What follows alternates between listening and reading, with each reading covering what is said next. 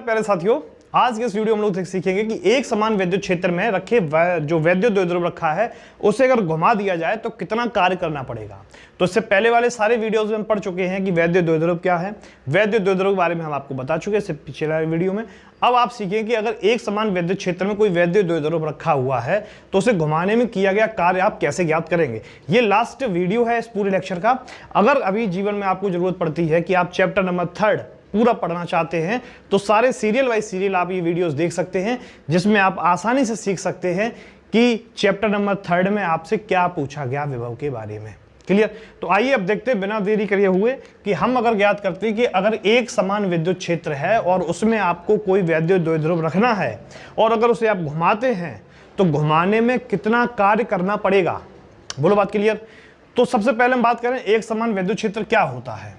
तो एक समान वैद्युत क्षेत्र आप कहेंगे उसे जब कभी आपके जीवन में विद्युत बल रेखाएं एक समान होती हैं। तो जब विद्युत बल रेखाएं एक समान होती हैं तो ऐसे क्षेत्र को, जो ऐसा विद्युत क्षेत्र है, उसे हम कहते हैं एक समान विद्युत क्षेत्र। बोली बात क्लियर?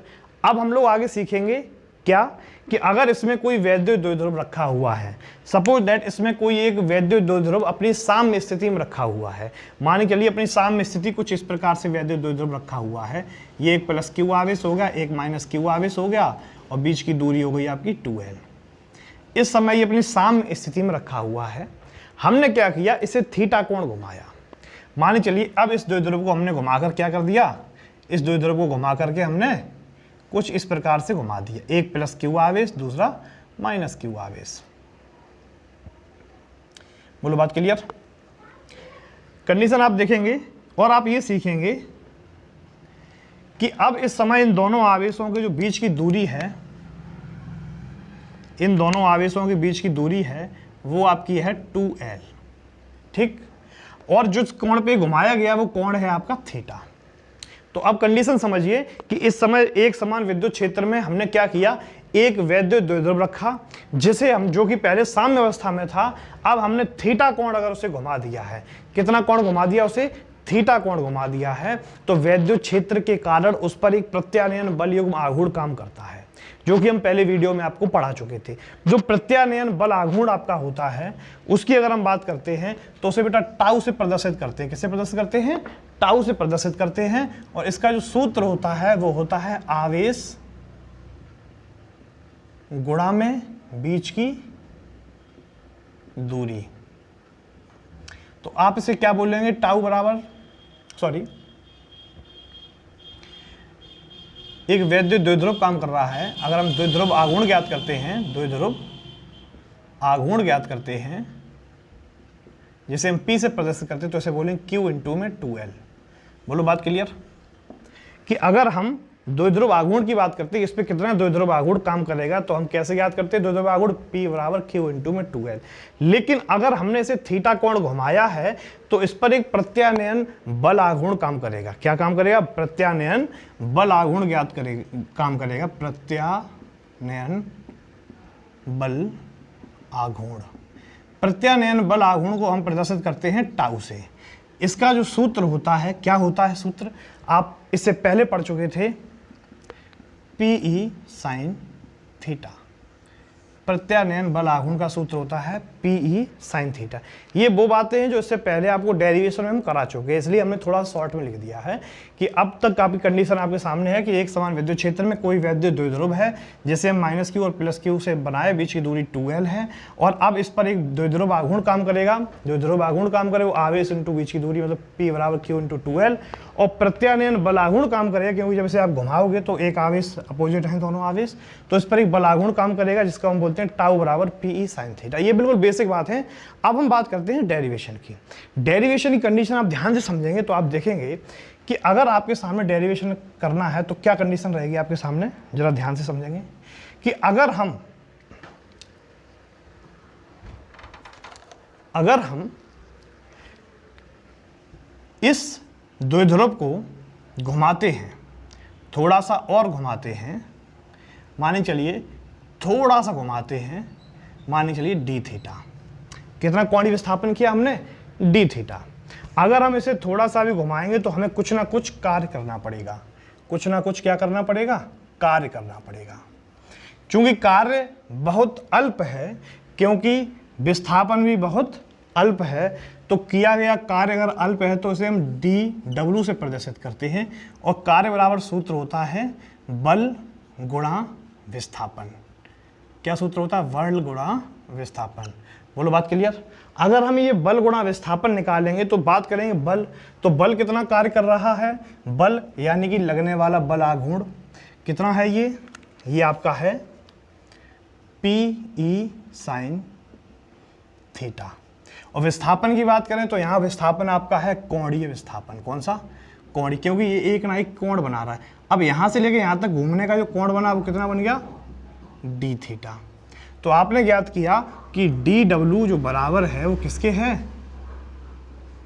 PE साइन थीटा और d थीटा। ये आपने बना लिया समीकरण नंबर 1। इतनी बात क्लियर।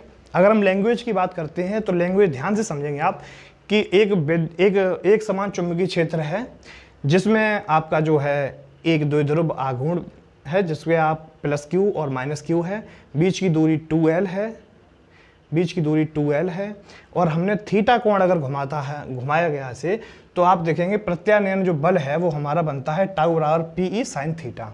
अब अगर हम थोड़ा सा और घुमाते हैं, d थीटा तक घुमा के ले जाते हैं, कोणीय विस्थापन d थीटा करते हैं, तो कुछ ना कुछ कार्य करना पड़ेगा। ये कार्य बहुत अल्प है, तो इस अल्प कार्य को हम लिख सकते हैं dw बराबर PE साइन थीटा इंटू में d थीटा। बोलो इतनी बात क्लियर।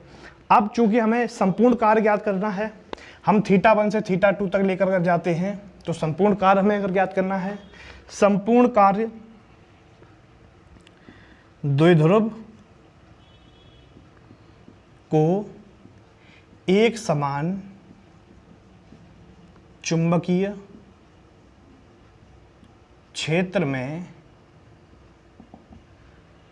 घुमाने में किया गया θ1 से θ2, घुमाने में किया गया कुल कार्य W होगा। अब यहाँ क्या हमें कुल कार्य ज्ञात करना है यानी W, तो हम क्या करेंगे, जो छोटा कार्य है dw उसका हम कर देंगे समाकलन और लिमिट कर देंगे θ1 से θ2। तो यहाँ पे आप लिमिट लगाएंगे θ1 से θ2। इस प्रकार जो आपकी कंडीशन बनेगी, आप देखेंगे कि W बराबर, यहाँ आपका कंडीशन क्या रहेगी, θ1 θ2, और dw का जो ये मान आपने निकाला था क्या, PE साइन थीटा और d थीटा। बोलो बात क्लियर। यहाँ से आप इस पूरी इक्वेशन को सॉल्व करेंगे और देखेंगे कि आंसर क्या आता है। तो आप देखते हैं कंडीशन कि W बराबर में जो चीज़ कांस्टेंट है वो चीज़ बाहर आ जाएगी। तो ऐसी कौन सी चीज़ कांस्टेंट है, एक तो P का मान कांस्टेंट है, एक E का मान कांस्टेंट है, अंदर सिर्फ बचेगा साइन थीटा। क्या बचेगा, केवल और केवल θ1 से θ2 लिमिट लगा दी आपने, अंदर बचेगा साइन थीटा और d थीटा। बोली बात क्लियर। अब हमें पता है समाकलन साइन थीटा का क्या होता है। कमेंट सेक्शन में बताइए साइन थीटा का समाकलन, उसके बाद आगे चलते हैं। साइन थीटा का समाकलन आपको पता है, PE साइन थीटा का समाकलन होता है माइनस कॉस थीटा। क्या होता है, माइनस कॉस थीटा। और जो लिमिट लगी है वो हम लिमिट यहाँ पे वापस लगा देंगे θ1 से θ2। इस प्रकार जो कंडीशन बनेगी वो कंडीशन क्या रहेगी कि W बराबर में माइनस आगे आ गया, PE कॉस थीटा पहले अपर लिमिट माइनस लोअर लिमिट, तो आप देखेंगे कि कॉस θ2 माइनस में कॉस θ1, माइनस का अंदर गुणा कर देंगे, तो हम देखेंगे कि W बराबर PE ब्रैकेट में माइनस वाली चीज़ प्लस और प्लस वाली माइनस, ये माइनस ये प्लस हो जाएगा, कॉस θ1 माइनस में कॉस θ2। तो ये किया गया कुल कार्य आपने ज्ञात कर लिया। बोली बात क्लियर, हाँ या ना। तो आपके सामने ये पूरा जो डेरिवेशन आया है इसे हम एक बार फिर से समझाने का प्रयास करेंगे ताकि एक एक डाउट आपका क्लियर हो जाए। एक बार इसका स्क्रीनशॉट ले लो, उसके बाद हम आगे चलते हैं। एक बार इसका स्क्रीनशॉट ले लो, उसके बाद हम आगे चलते हैं।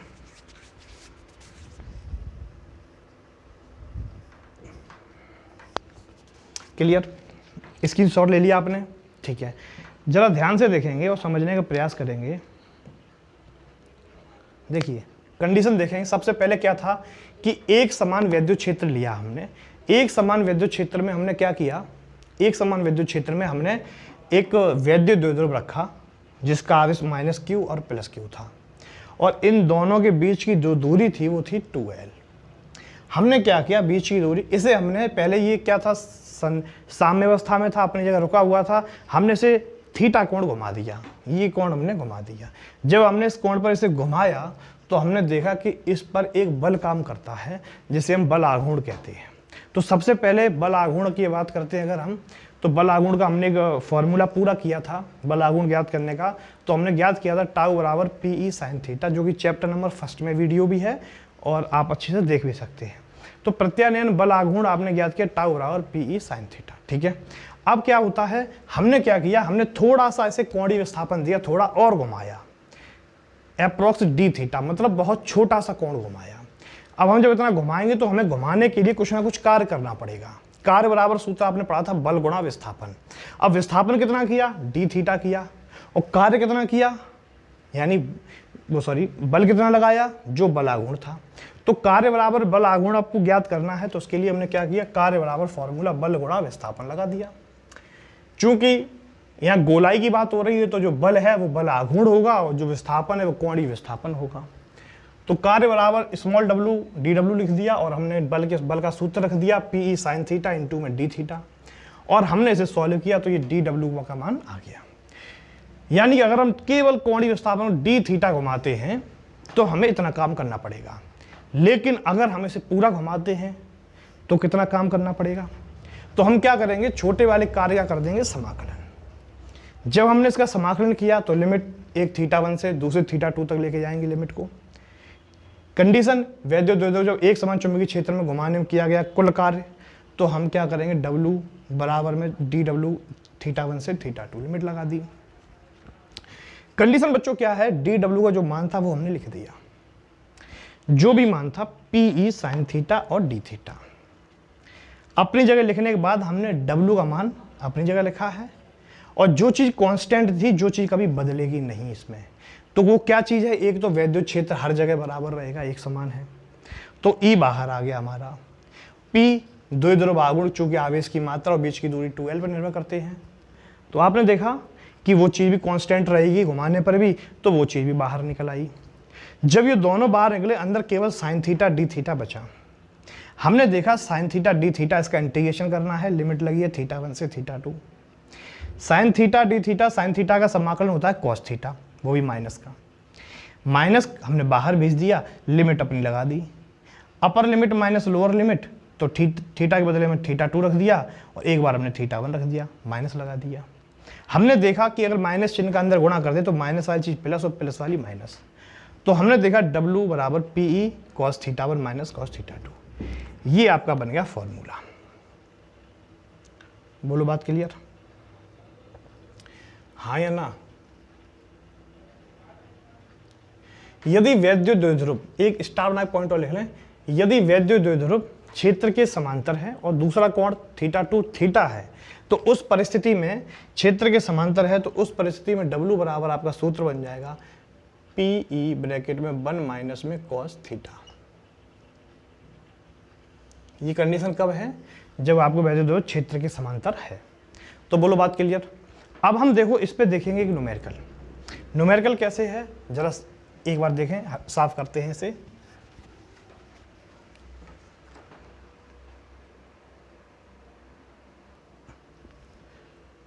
तो आप देखें कि आपके सामने क्वेश्चन आ चुका है, जरा ध्यान से देखें। क्वेश्चन है कि -3.2 इंटू 10⁻⁻19 कूलाम तथा 3.2 इंटू 10⁻⁻19 कूलाम, एक प्लस का एक माइनस का है। आवेशों के बीच की दूरी आपको दी गई है 2 × 10⁻⁻10 मीटर, और जो कि एक समान विद्युत क्षेत्र में 4 गुणा 10⁵ वोल्ट प्रति मीटर की दिशा के समांतर है, तब वैद्युत द्विध्रुव को 180 डिग्री घुमाने में किया गया कार्य है। तो अब आपको ज्ञात करना है कि 180 डिग्री पे घुमाने में किया गया कार्य है। तो सबसे पहले आपको पता है आपके सामने कंडीशन क्या रहेगी। Q की बात करते हैं, अगर हम Q बराबर आपको दिया गया है 3.2 इंटू 10⁻⁻19 कूलाम। दूसरी, अगर हम बात करते हैं बीच की दूरी की बात करें 2L हमें दिया गया है 2 गुणा 10⁻⁻10 मीटर। उसके बाद अगर हम E की बात करते हैं, वैद्युत क्षेत्र की तीव्रता अगर दी गई है तो वो दी गई आपको 4 गुणा 10⁵ वोल्ट प्रति मीटर। सूत्र आपका होता है किया गया कार्य W बराबर है PE bracket 1 minus cos theta. Condition आप रखेंगे सामने कि P की बात करते हैं तो P का मान आपका है Q इंटू में 2L, और Q के मान कितना दिया गया 3.2 गुणा 10⁻⁻19 गुणा 2L का मान दिया गया 2 गुणा 10⁻⁻10। इसे अगर हम सॉल्व करते 32 दूनी होते हैं आपके 64 गुणा 10⁻⁻29, और P है तो आप बोलेंगे कूलाम इंटू में मीटर। दूसरा, ये वैल्यू हम पुट करते हैं यहाँ पर।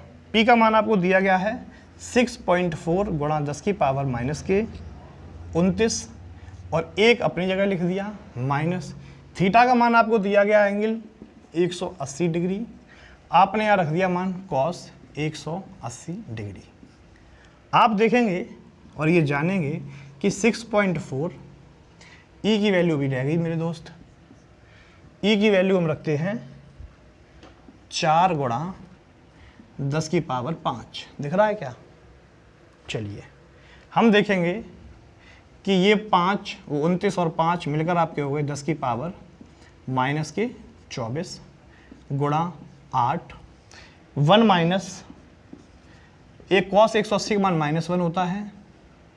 आप इसे सॉल्व करेंगे तो आप ये पाएंगे 10⁻⁻24 इंटू में 8 माइनस माइनस प्लस 1 और 1 हो गए आपके 2। बोलो बात क्लियर। 4 है, ये 4 है, 4 है, 4 दूनी आपके हो गए 8, गुणा में आपका 6.4 और गुणा 10⁻⁻24।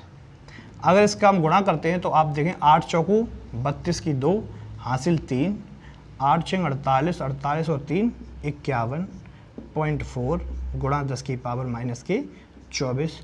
चूँकि ये किया गया आप कार्य ज्ञात कर रहे हैं तो आपको पता है किया गया जो कार्य है उसे आप प्रदर्शित करेंगे जूल से।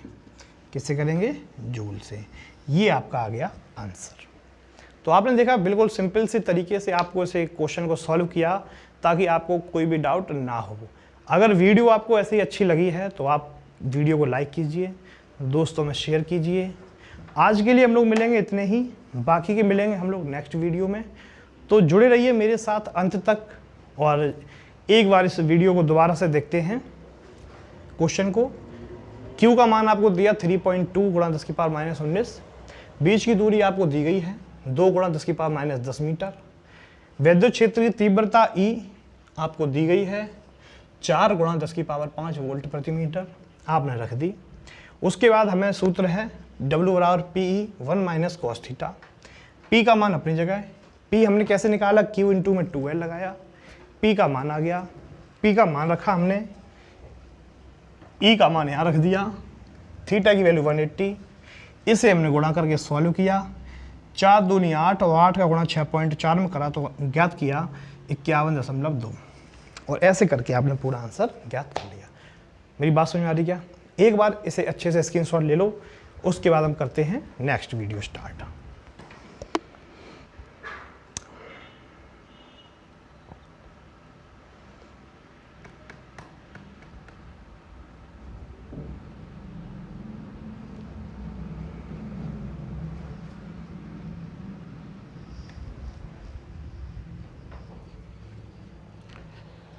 बोलिए बात क्लियर।